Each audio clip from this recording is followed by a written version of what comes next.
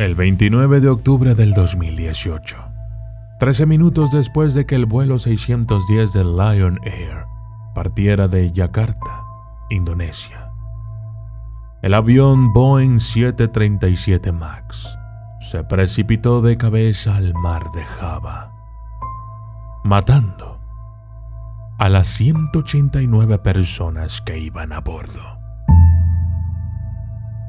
Según el registro de datos del vuelo, el avión se había movido inexplicablemente hacia arriba y hacia abajo más de 24 veces antes de que se sumergiese finalmente a toda velocidad en el mar. Dennis Muilenburg, entonces consejero delegado de Boeing, apareció en la Fox Business un mes después y dijo: "La conclusión es que el 737 MAX es seguro y la seguridad es un valor fundamental para nosotros en Boeing". Pero, en marzo del 2019, volvió a ocurrir. Otro Boeing 737 MAX se estrelló, matando a las 157 personas a bordo, que procedían de 35 naciones.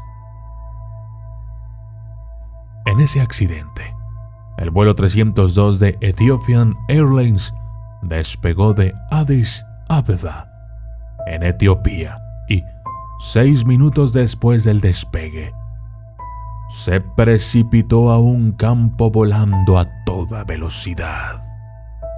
Estos dos accidentes del mismo modelo de avión Boeing son solo el comienzo de una historia de avaricia empresarial y de un sistema de justicia de 2 niveles que se recoge en el fascinante nuevo documental de Netflix, Downfall, el caso contra Boeing. Como se sabe en el documental, ambos accidentes fueron causados por un sensor defectuoso en la aeronave que activó el sistema de aumento de las características de maniobra, MCAS. Boeing actualizó su avión 737 MAX, un avión de gran éxito que introdujo en la década de 1960 con un sistema automatizado que pretendía evitar el cabeceo ascendente involuntario en vuelo. Es un efecto natural que puede hacer que un avión entre en pérdida. Cuando un avión entra en pérdida en el aire, los motores sin potencia sucumben a la fuerza de la gravedad, enviando el avión de vuelta al suelo de forma rápida y sin posibilidad de recuperación.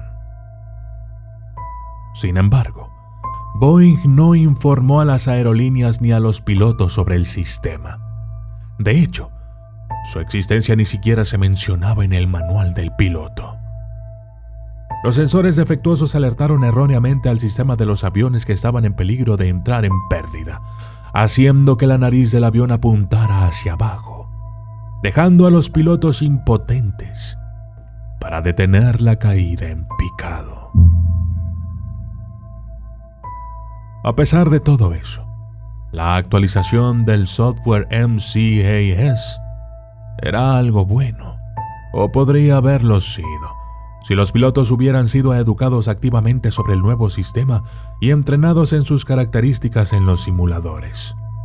En cambio, los pilotos solo recibieron un correo electrónico de Boeing, y aquellos que se perdieron el correo electrónico, por desgracia, pueden haberse enterado cuando el sistema nuevo ajustó automáticamente los controles de la cabina, algo que los pilotos del 737 no esperarían. No podrían recuperarse a bajas altitudes y no sabrían que era parte de un sistema automatizado antipérdida. Los 2 accidentes provocaron la inmovilización mundial de ese avión Boeing durante casi 2 años. Durante ese tiempo, una investigación del Congreso que duró 18 meses encontró una cultura de ocultación en la que Boeing ocultó información crucial a las autoridades regulatorias, a sus clientes y a los pilotos del 737 MAX. En una declaración de septiembre del 2020, Boeing, bajo la presión de competir con Airbus y dar beneficios a Wall Street, escapó al escrutinio de las autoridades regulatorias, ocultó información crítica a los pilotos y, en última instancia, puso en servicio aviones que mataron a 346 personas inocentes.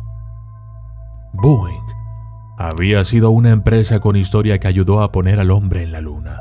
Pero ahora las cosas habían cambiado. Boeing se enfrentaba a presiones de producción que ponían en peligro la seguridad de los pasajeros y citaba específicamente los amplios esfuerzos para recortar costes, mantener el calendario del programa 737 MAX y evitar la ralentización en la línea de producción del 737 MAX. Un ejemplo flagrante y mortal es que Boeing no informó a las aerolíneas sobre el nuevo software del 737 MAX, ya que este nuevo sistema de navegación requeriría costes adicionales para formar a los pilotos y, a su vez, podría hacer que las aerolíneas fueran menos propensas a comprarlos. Esta investigación condujo a la aprobación de la Ley de Certificación, Seguridad y Responsabilidad de las Aeronaves, necesaria para asegurarse de que lo ocurrido con el Boeing 737 MAX no se repita nunca más. Además, las familias de los fallecidos en los dos accidentes afirman que ni siquiera se les consultó antes de que el Departamento de Justicia llegara a un acuerdo con Boeing, lo que llevó a 15 de ellas a presentar una demanda federal en diciembre para que se revoque la protección de la empresa frente a nuevos juicios. Hasta la fecha, un empleado de bajo nivel de Boeing, un antiguo piloto, fue acusado penalmente por proporcionar información materialmente falsa, inexacta e incompleta a las autoridades sobre el nuevo sistema de Boeing.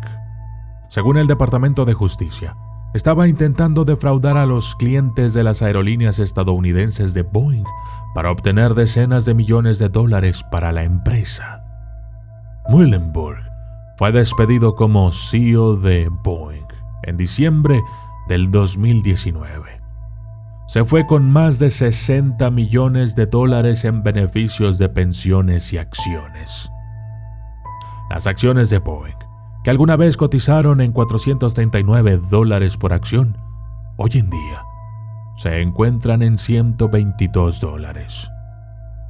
¿Será este el final de una de las empresas de aviones más grandes de la historia? ¿Por qué el gobierno norteamericano no ha sido severo con los castigos?